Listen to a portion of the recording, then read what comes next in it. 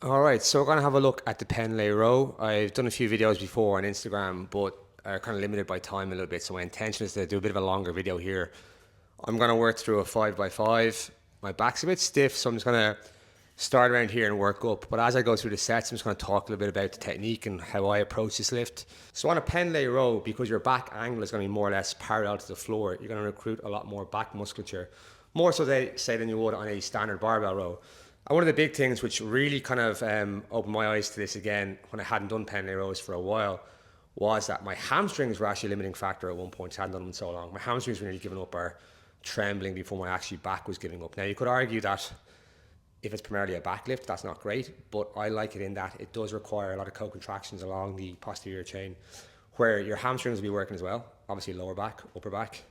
So for me, it's got greater bang for buck than a standard barbell row. Now it's interesting too because recently I read somewhere, I can't say for definite if it was Eric Cressy, it sounds like something Mike Boyle would say, but I'm pretty sure it wasn't him, that they don't program or coach barbell rows, conventional barbell rows anymore.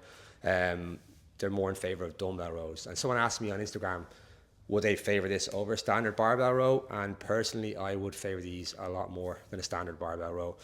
To be honest, I think if you did these in conjunction with some heavy dumbbell rows, you're probably fairly set in terms of, horizontal pulling at least.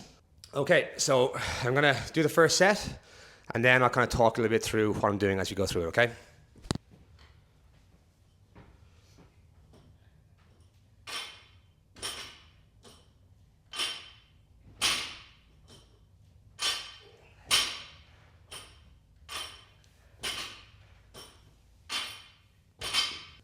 So as you can see there, my back angle is almost parallel to the floor.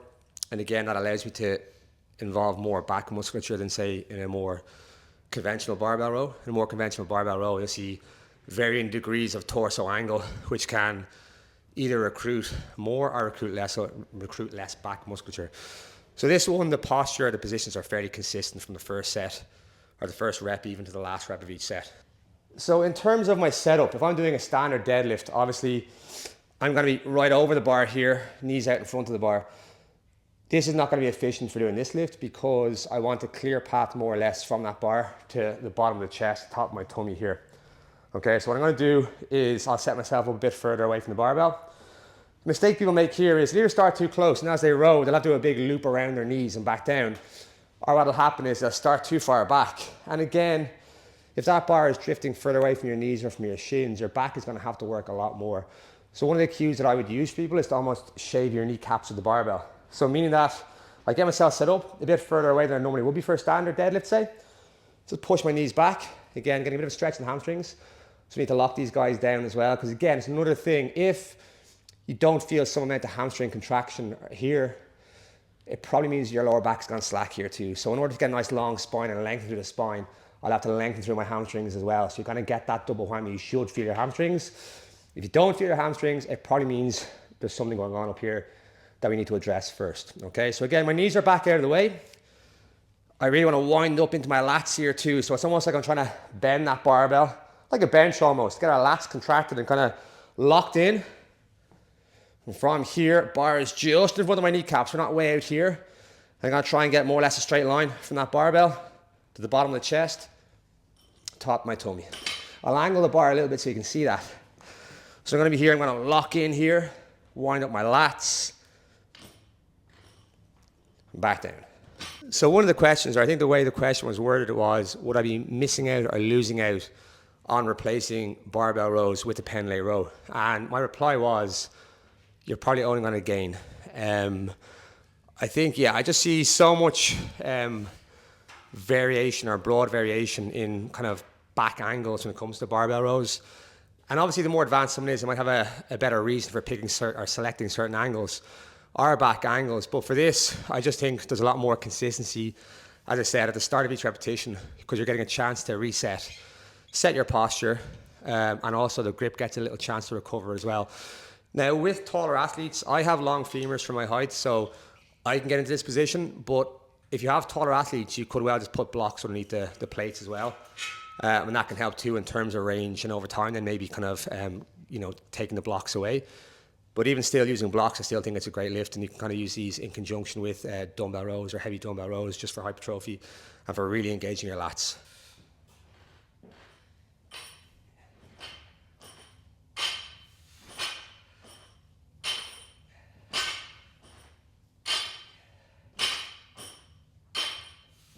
In terms of range, I'd be still saying to make contact. You don't have to blast it off your chest, but certainly contact between the pecs or the chest and the top of the abs as well too.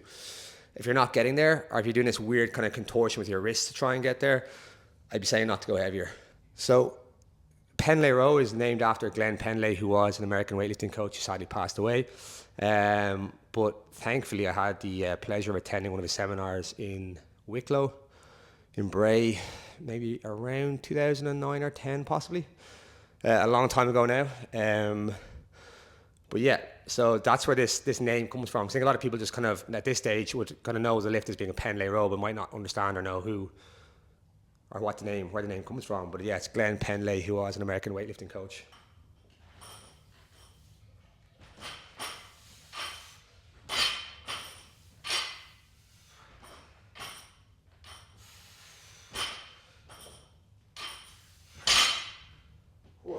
So yeah, I think another question I always get asked is like, how much weight should I be lifting on a Pendlay Row?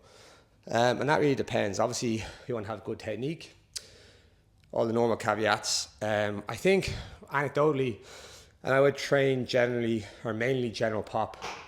For women, I'd be seeing similarities in a bench and Pendlay Row, kind of strength or weight. For men, I always like to say I'd like to get a lad to in and around body weight for multiple reps. That'd probably be a more advanced kind of general pop trainee, but they'd be the kind of numbers that I'd be kind of working towards. To be honest, I've only really kind of gotten a lot of numbers or seen more consistent numbers in terms of ratios for RDLs in comparison to other lifts in the last couple of years. I think Pendlay Rows there probably still isn't enough data to really kind of have a correlation between that and other lifts, but I guess horizontal push pull for women, we probably would see a similarity in the bench press numbers.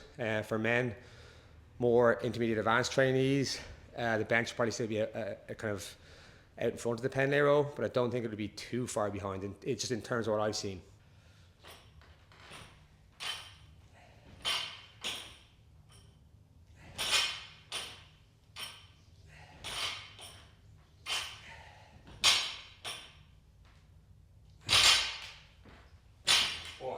So I'm not at body weight yet. What am I, about 80, 82 kilos? So my last set now today would be 75. And it can be a good idea to film your own sets, look back in these. And last week I was doing this, and as I got to the higher weights, I was noticing I was kind of like throwing my neck forward a bit. I'm gonna try and avoid that on the last set, but we'll see how it goes.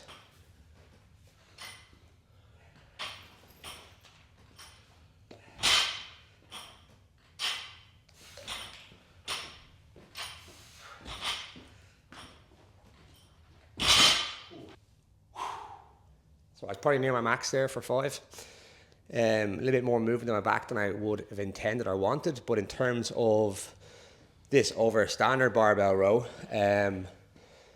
with probably more control there. I'd say as I fatigue in a standard barbell row, you might see a bit of a difference in back angles, where at least there I had a little opportunity to reset at the start of each rep. So there's a little 5x5, it's a Pendlay Row. Definitely one lift or back exercise. One of my favorite back exercises, one I recommend everyone practice and get down. To be honest, this in conjunction with a standard dumbbell row, 3-point row, I think it can kind of cover the main bases for horizontal pull. Obviously, not having access to cable machines and like free weights, they'd be my 2 picks for horizontal pulling, Pendlay Row and dumbbell row.